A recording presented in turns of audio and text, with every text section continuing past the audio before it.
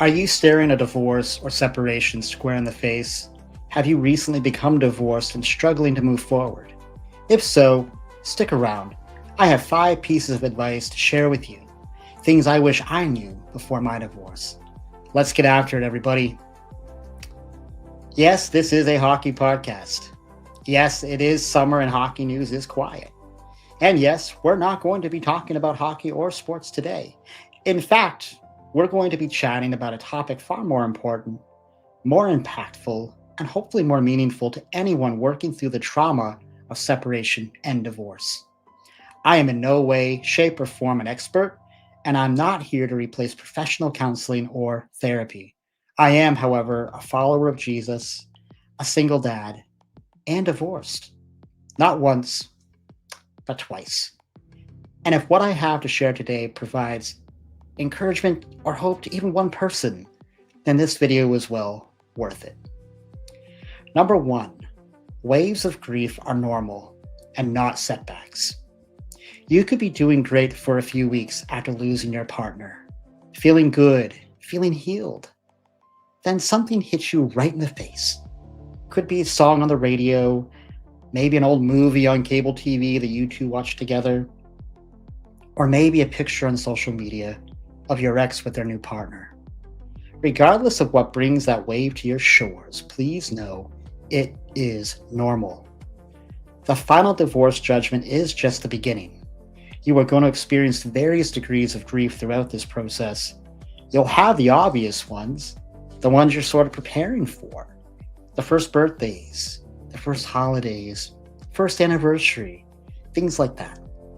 But then random moments will pop up that will simply put you on your back and will ruin your day. Things you didn't see coming and were not ready for. Doubt will start to creep in. I thought I was past this. I thought I was healing. Is my heart in reverse? Probably not. Grieving has no timeline. These waves are not pulling you backwards, but are simply bumps in the road. You work through the moment and the emotion and don't lose yourself in it. Just like a wave curling towards the beach, it will last for a moment and move on.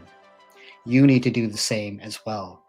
And the good news is, the waves become less frequent the longer your journey forward. Number 2, avoid early dating. Suddenly, there is a vast space in your heart and home, space that once housed your partner and family. If you are like me, you may feel panic overwhelm you, a need to feel whole and complete again. Online dating has become so prevalent in our society today. From the palm of your hand, you have access to thousands of potential new partners. And with each new message you receive, those endorphins do their work and blindly mask your heartache. But do you really think you're ready to build something new while your emotional foundation sits in shambles? As much as you want to avoid the pain, you have to hit it head on. Embrace the fact that you're in a hard season of life and let the process of grieving finish. I highly recommend therapy. Find a good therapist, find a good pastor to counsel you through this stage, and remember how you're feeling is normal. But if you try to move on without healing first, you're simply prolonging the inevitable. I've experienced dating from both fronts. Once as myself who wasn't fully healed, and once dating someone who wasn't fully healed herself. Both scenarios ended badly, leaving more hurt and more work in their wake. It is practically impossible for you to provide the needed safety and security to your new partner when you are in the grieving and healing stage of a divorce.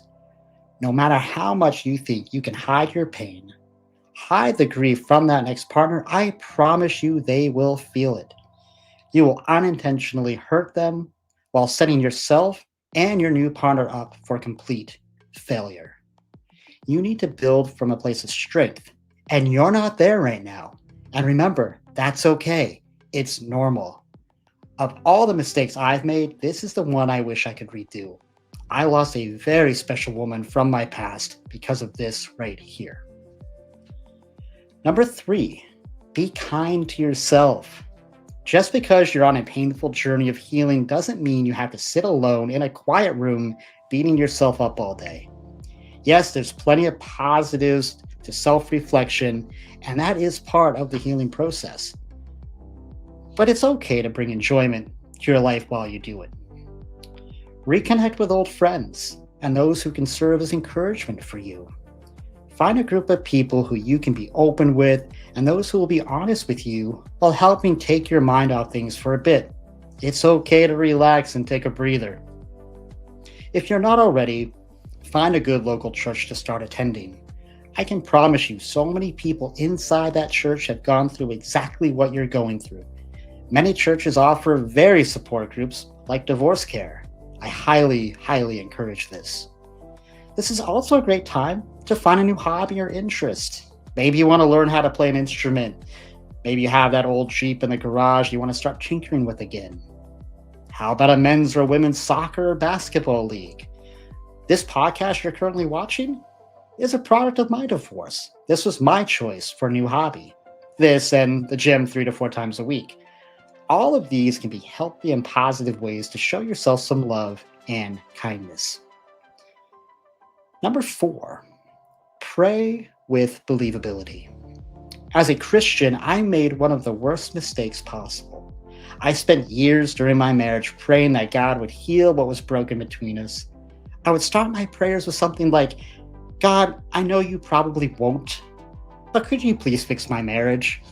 Could you please make it better? I carried zero faith that God would actually answer. Everything the world told me was that my marriage was dead, that no matter what, nothing was going to change. I allowed those whispers from the world to sway my faith in Jesus' healing power. What does the Bible teach us about praying without faith? Let's look at James 1, 6, and 7. Quote, but when he asks, he must believe and not doubt, because he who doubts is like a wave of the sea, blown and tossed by the wind. That man should not think he will receive anything from the Lord. This act of faithless praying bled into other areas of my life. I began to own the idea that I couldn't fix anything, and it led me to become a defeated man and a defeated husband. And I am certain that my spouse saw and felt that out of me. How attractive must that have looked to her? For someone wanting to make my marriage and home happier and healthier, I certainly was not leading that charge with any positive energy or hope. And it stems back to me not praying with faith and believability in the authoritative healing power of Jesus. The Gospels are full of stories of how Jesus answers those with faith in him and those without. His actions certainly changed based on this. And if you're someone who is praying without any hope or faith that real change can occur, then don't expect God to move. But with faith, all things are possible. Matthew 17:20.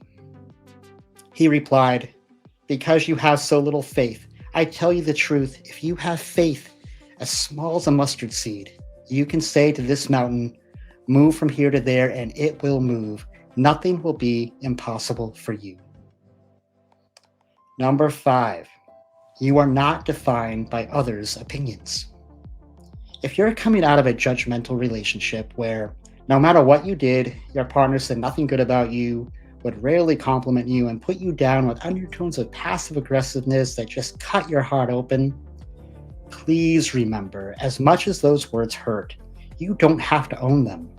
Your partner has their right to their opinion of you, regardless of its justification. Their words are not your self-definition. After my divorce, I carried hurtful words from the past and allowed them to sink deeper and deeper into me long after the marriage was over. It took me an age to understand the hand on that dagger driving further into my heart wasn't hers anymore. In fact, it may never have been her hand. The greatest trick the devil ever pulled was convincing the world he didn't exist. Of course, this is the famous line from the movie The Usual Suspects. The evil one is real, he is smart, and often knows our weak and vulnerable spots. He will use logic and worldly reasoning to play our emotions against us like a grand piano in an empty music hall. What does the Bible teach us about this? Let's look at 1 Peter 5:8. Be self-controlled and alert. Your enemy, the devil, prowls around like a roaring lion looking for someone to devour. And again in Matthew 7:15, watch out for false prophets. They come to you in sheep's clothing, but inwardly they are ferocious wolves. The old saying, sticks and stones may break my bones, but words will never hurt me. Well, we know that's not entirely true. Those we love the most can often speak the harshest and cruelest words to us. And those words carry a crushing ability if we allow them to. I know it may be easier said than done, but keep a short memory on those hurtful words. Practice an in one ear and out the other mentality. And please remember, those hurtful words don't belong to you. Don't let them define you. As I mentioned earlier, therapy and counseling make a difference. I still go once every few weeks, and it's very beneficial. If you're struggling to find help or resources, or looking to learn more about what it means to be a follower of Jesus, please feel free to reach out to me. I certainly don't have all the answers, but I can steer you to those that do. And of course, the 988 crisis hotline can be a great help too. Just remember, you are not alone. Thank you so much for watching and listening today. If you're already subscribing to my channel, thank you. If you're new to the channel, thank you. If you haven't done so already and want to stay up to date on all that's upcoming here on the channel, hit that subscribe button down below on your screen. That'll help keep you up to date on everything coming up next on the channel. And until next time, everybody, be kind, show love, and God bless.